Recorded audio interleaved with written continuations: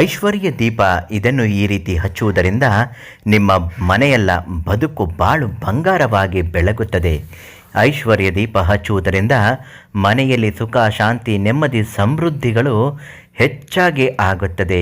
ಈ ಐಶ್ವರ್ಯ ದೀಪ ಹಚ್ಚುವುದು ಹೇಗೆ, ಇದು ಎಲ್ಲಿ ಇರುತ್ತೆ, ಇವತ್ತಿನ ಮಾಹಿತಿಯಲ್ಲಿ ಸಂಪೂರ್ಣ ತಿಳಿಸಿಕೊಡ್ತೀವಿ. ನಿಮ್ಮ ಯಾವುದೇ ರೀತಿಯ ಸಮಸ್ಯೆಗಳಿದ್ದರೂ ಮೊದಲು ಪರಿಹಾರ ಆಗಲೇಬೇಕು. ಅದಕ್ಕಾಗಿ ಪಂಡಿತ್ ಶ್ರೀ ಮಂಜುನಾಥ ಗುರುಗಳಿಗೆ ಒಂದು ಕರೆ ಮಾಡಿ ಸಕಲ ಸಮಸ್ಯೆಗಳಿಗೂ ಶಾಶ್ವತ ಪರಿಹಾರವನ್ನು ಮಾಡಿಕೊಡುತ್ತಾರೆ. ಐಶ್ವರ್ಯ ದೀಪ ಅನ್ನುವುದು ನಿಮ್ಮ ಮನೆಯಲ್ಲಿ ಅಷ್ಟೈಶ್ವರ್ಯ ಸಿದ್ಧಿ ಆಗುತ್ತದೆ, ಮನೆ ಏಳಿಗೆ ಆಗುತ್ತದೆ. ಹಣಕಾಸಿನ ಸಮಸ್ಯೆಯಲ್ಲಿ, ಸಾಲದ ಒತ್ತಡದಲ್ಲಿ, ಬರಬೇಕಿದ್ದ ದುಡ್ಡು ಬರುವಲ್ಲಿ ಕಾಯುತ್ತಾ ಕುಳಿತಿರುವವರಿಗೆ ಐಶ್ವರ್ಯ ದೀಪ ಹಚ್ಚುವುದರಿಂದ ಪ್ರತಿಯೊಂದು ಸಮಸ್ಯೆಗೂ ಪರಿಹಾರದ ಜೊತೆಗೆ ಸಾಲಗಳು ತೀರುತ್ತದೆ, ಬರಬೇಕಿದ್ದ ದುಡ್ಡುಗಳು ಬಂದು ಕೈ ಸೇರುತ್ತದೆ.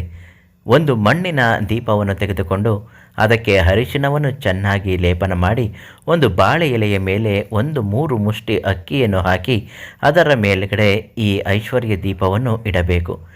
ಯಾವಾಗ ನೀವು ಅರಿಶಿನವನ್ನು ಲೇಪನ ಮಾಡುತ್ತೀರೋ ಆವಾಗಲೇ ಅದು ಐಶ್ವರ್ಯ ಸಿದ್ಧಿಯಾಗುತ್ತದೆ. 1 ಚುಟಿಕೆ ಕುಂಕುಮವನ್ನು ದೀಪದ ಒಳಭಾಗದ ಮಧ್ಯದಲ್ಲಿ ಹಾಕಬೇಕು.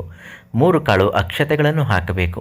ಈಗ ಬತ್ತಿಯನ್ನು ಹಾಕಿ ಜ್ಯೋತಿಯನ್ನು ಬೆಳಗಿಸುವಾಗ ಮನೆಯಲ್ಲಿ ಅಷ್ಟೈಶ್ವರ್ಯ ಸಿದ್ಧಿಯಾಗಲಿ, ಮನೆ ಏಳಿಗೆ ಆಗಲಿ, ಬರಬೇಕಿದ್ದ ದುಡ್ಡು ಬಂದು ಕೈ ಸೇರುವಂತೆ ಆಗಲಿ, ಹಣಕಾಸಿನ ಒತ್ತಡದ ಸಮಸ್ಯೆಗಳು ನಿವಾರಣೆ ಆಗಲಿ ಮತ್ತು ಇನ್ನಿತರ ಯಾವುದೇ ರೀತಿಯ ಹಣದ ತೊಂದರೆ ಇದ್ದರೂ ಎಲ್ಲವೂ ಕಳೆದು ಹೋಗಲಿ ಅಂತ ಭಕ್ತಿ ಸಂಕಲ್ಪ ಸಹಿತ ಬೇಡಿಕೊಂಡು ಈ ದೀಪವನ್ನು ಹಚ್ಚುತ್ತಾ ಬರಬೇಕು.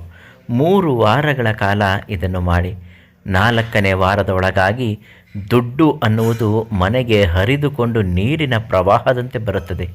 ಅಷ್ಟೈಶ್ವರ್ಯ ದೀಪ ಹಚ್ಚುವ ಮೊದಲು ಕೆಲವೊಂದು ಪಾಲಿಸಬೇಕಾದ ನಿಯಮಗಳು: ಮುಂಜಾನೆಯೇ ಬೇಗ ಎದ್ದು ತಲೆ ಸ್ನಾನ ಮಾಡಿ ಮಡಿಯನ್ನು ಉಟ್ಟು ಹಳದಿ ಬಟ್ಟೆಯನ್ನು ತೊಟ್ಟು ದೀಪವನ್ನು ತೆಗೆದುಕೊಂಡು ಬಂದು ಮನೆಯ ಮುಖ್ಯ ದ್ವಾರದ ಮುಂದೆ ಮೊದಲು ಹಚ್ಚಬೇಕು. ತದನಂತರ ಅದನ್ನು ಬಾಳೆ ಎಲೆಯ ಮೇಲೆ ಹರಡಿರತಕ್ಕಂತಹ ಅಕ್ಕಿಯ ಮೇಲೆ ದೀಪವನ್ನಿಟ್ಟು ಹೇಳಿಕೊಟ್ಟಿರುವ ಸಂಕಲ್ಪಗಳನ್ನು ಅಷ್ಟು ಒಂದು ಬಿಡದೆ ಹೇಳಿಕೊಂಡು ಅದನ್ನು ಹಚ್ಚುತ್ತಾ ಬರಬೇಕು.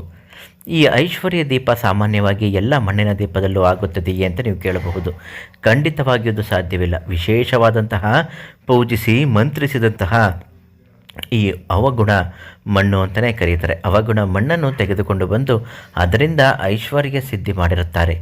ಈ ಐಶ್ವರ್ಯ ಸಿದ್ಧಿ ಮಾಡಿರತಕ್ಕಂತಹ ಮಣ್ಣಿನ ಐಶ್ವರ್ಯ ದೀಪವನ್ನು ಶ್ರೀ ಮಂಜುನಾಥ ಗುರುಗಳಿಂದ ಕೇಳಿ ಪಡೆದುಕೊಂಡು ಈ ದೀಪಗಳನ್ನು ಹೇಳಿದ್ದ ನಿಯಮದನುಸಾರ ಹಚ್ಚುತ್ತಾ ಬನ್ನಿ. ಹಣಕಾಸಿನ ಸಮಸ್ಯೆಗಳು ಸಂಪೂರ್ಣವಾಗಿ ನಿವಾರಣೆ